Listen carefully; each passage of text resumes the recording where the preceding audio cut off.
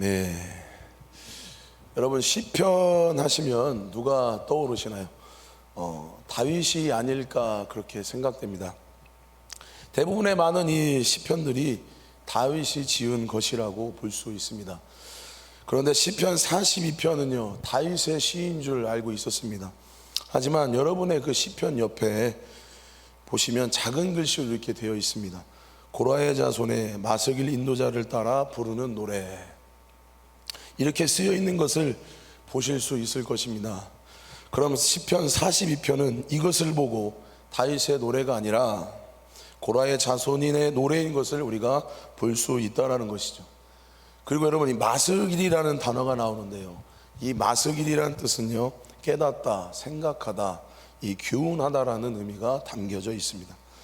시편 42편을 볼 때에 이 성전에서 이스라엘 백성들이 모여서 하나님 앞에 예배할 때에 아마 예배 인도자를 따라 불렀던 이 찬송가로 사용된 것 같습니다. 시편은 시편 42편은 뿐만이 아니라 이 시편은 이 고라의 자손의 시가 여러 편 나오고 있습니다. 그래서 잠깐 이 고라 자손에 대해 말씀을 드리려고 하는데요, 민수기 16장을 쭉 이렇게 보시면 이 고라 자손에 대해 나오고 있습니다. 특히 2절 후반절에 보시면 모세를 거스르니라 라고 이렇게 나와 있습니다. 즉 모세가 이스라엘 백성과 출애굽할 때에 이 모세에게 악의적으로 반기를 들었던 레위 지파 중에 이 고라 자손들은 결국 심판을 당하게 되는데요, 어떠한 심판을 당하냐면 그것은 땅이 갈라지면서 함몰되는 이 죽음의 저주를 맞이하는 것을 볼 수가 있습니다. 그런데 이 고라의 자손, 다윗 시대에 와서는 좀 다른 걸 보여주고 있습니다. 어떤 거냐면 다윗의 건국을 돕는 사람들이 되는 것을 볼 수가 있습니다.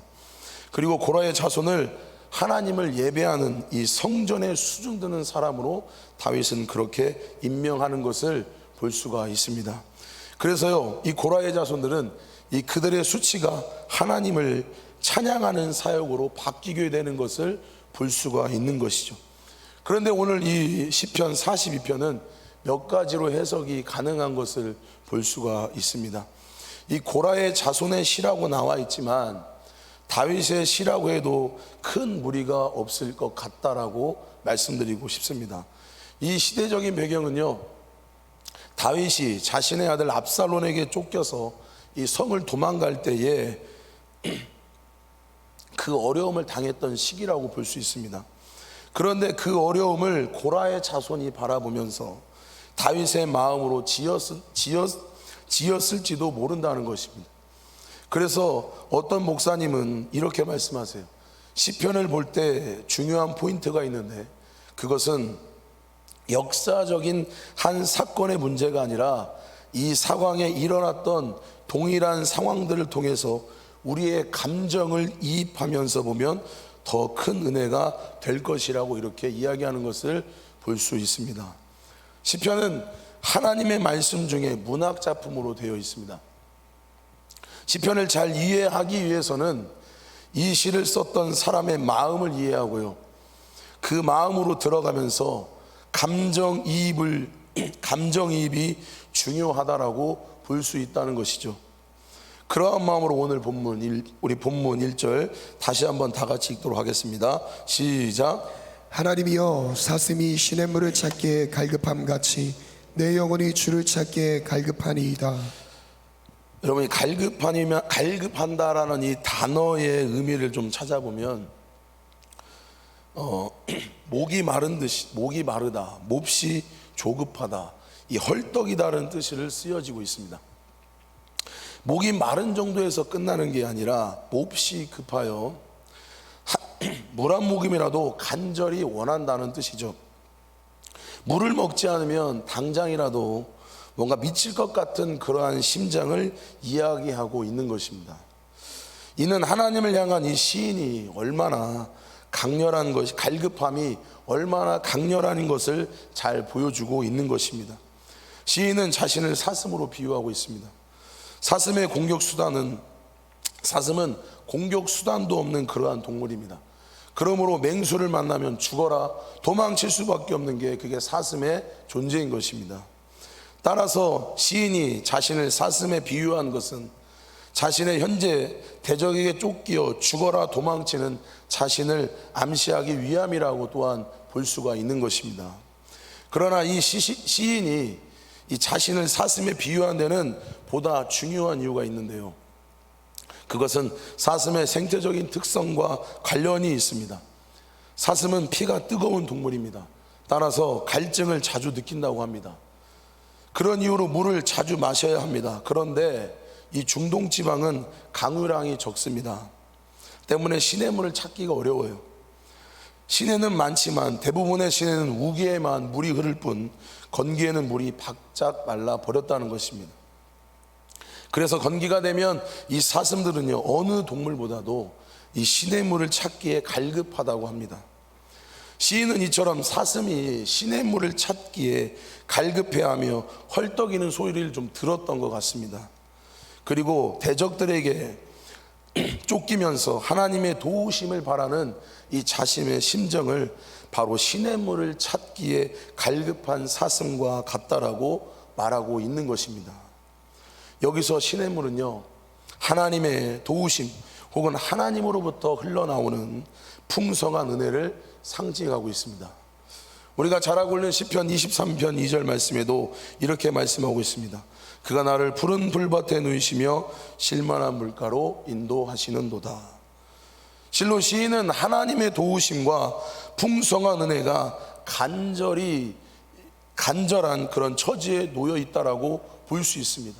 왜 그러냐면 그가 하나님을 만나지 못한다면 그는 시냇물을 찾지 못한 사슴처럼 죽음에 이르거나 영원한 멸망에 처해질 수도 있다라는 사실을 알고 있기 때문인 것입니다. 우리는 이 시인의 위기가 어떠한 위기인지는 명확하게 잘 알 수는 없습니다.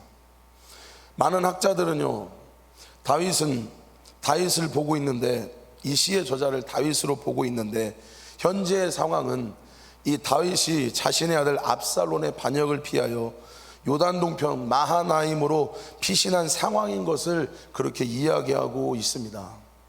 중요한 것은 시인이요, 하나님의 도우심을 받지 못한다면 멸망에 이를 수밖에 없는 상황에 처해 있다라는 것입니다.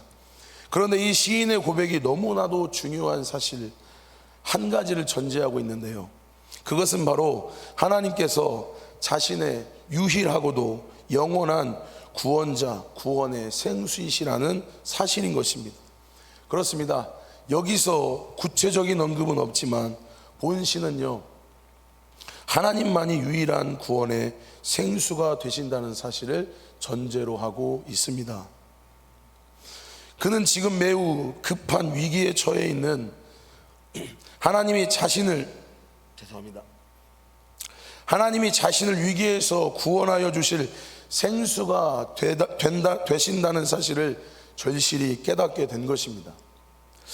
그런데요, 중요한 사실은 하나님은 본시의 시인에게만 유일한 생수가 되시는 게 아니라 죄로 인해 사망에 처해질 수밖에 없는 온 인류에게도 유일한 구원의 생수가 되신다는 사실인 것입니다. 그렇습니다. 하나님은요, 인류에 단 하나밖에 없는 절대 유일한 구원의 생수이자 생수의 원천이 되시는 것입니다. 인간은요, 하나님의 만남으로, 그의 아들 예수 그리스도를 만남으로 구원에 이를 수 있습니다. 그런데요, 그럼에도 불구하고 인간들은 하나님을 찾지 않습니다. 그들은 자신의 영혼에 타는 갈증을 느끼면서도요, 하나님을 찾지 않습니다. 물론 그들은 나름대로 영혼의 갈증 해소를 위해서 다른 시냇물을 찾습니다. 시냇물을 찾기 위하여 이리 뛰고 저리 뜁니다. 또 나름대로 시내를 찾기도 합니다.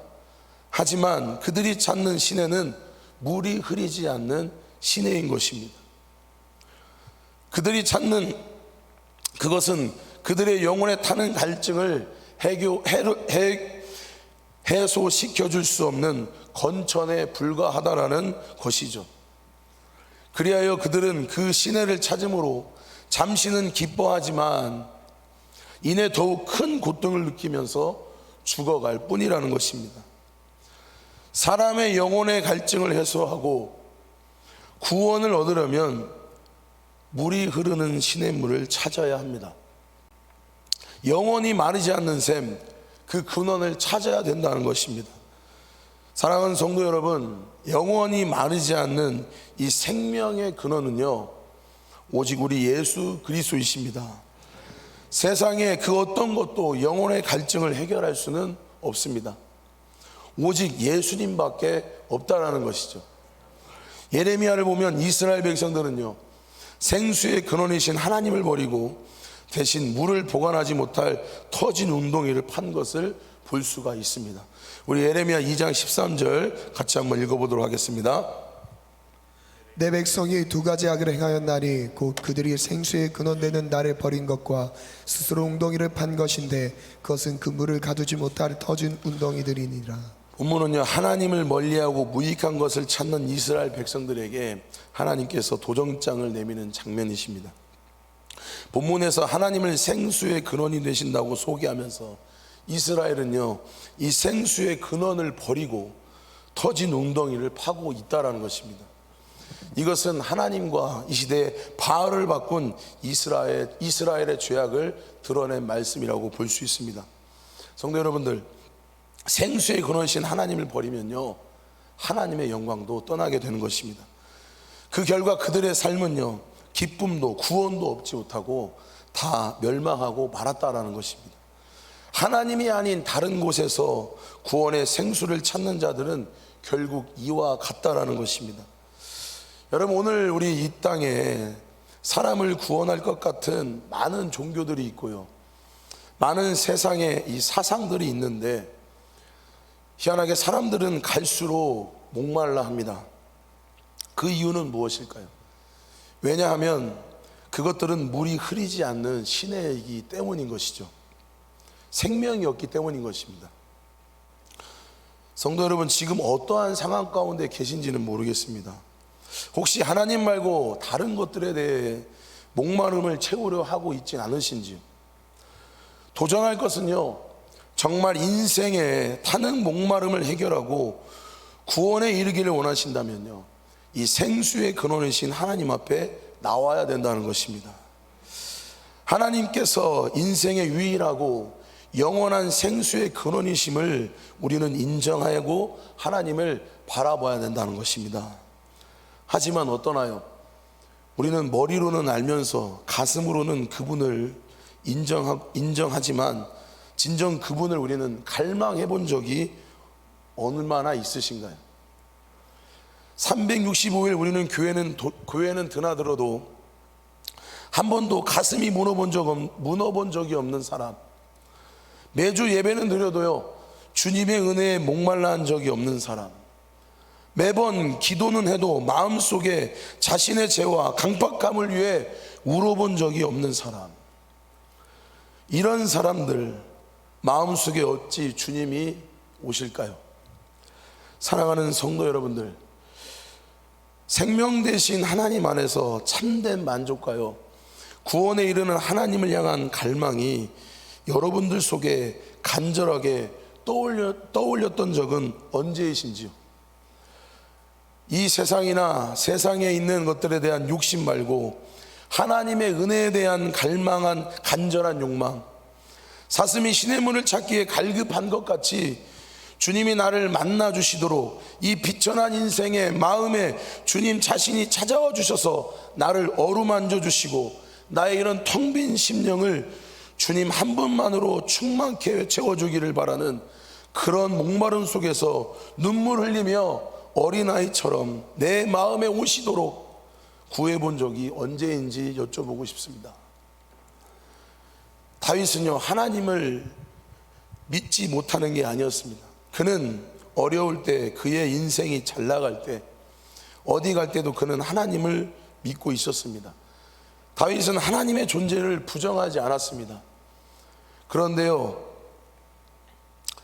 하나님이 있다고 믿었는데 문제는 그의 다윗의 삶 속에서 하나님이 부재한 것입니다.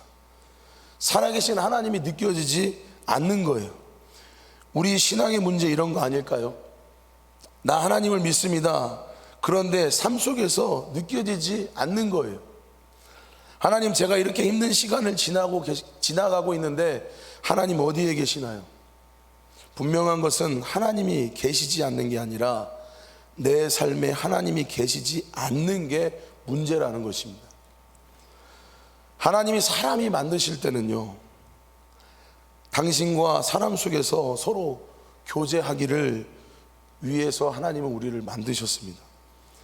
그러니 하나님은 모든 사람에게 사랑을 주시고 또 모든 사람에게 사랑을 받으시는 것만큼 하나님에게 기쁜 일은 없었습니다. 바로 그런 마음으로 하나님은 사람을 창조하셨습니다. 그러므로 하나님은 지금도 우리들이 하나님을 사랑하기를 원하고 하나님 자신을 우리에게 주셔서 사랑 가운데 누리게 하시는 분이 바로 하나님이십니다. 이런 하나님의 마음이 있었기 때문에요, 우리가 지은 죄를 대신해서 진히 사람의 몸을 입으시고 이 세상에 내려오셔서 멸시와 치욕을 당하시고 십자가에 죽으신 것입니다. 이것이 바로 하나님이 얼마나 당신 자신을 우리에게 주고 싶어 했는지를 보여주는 것입니다.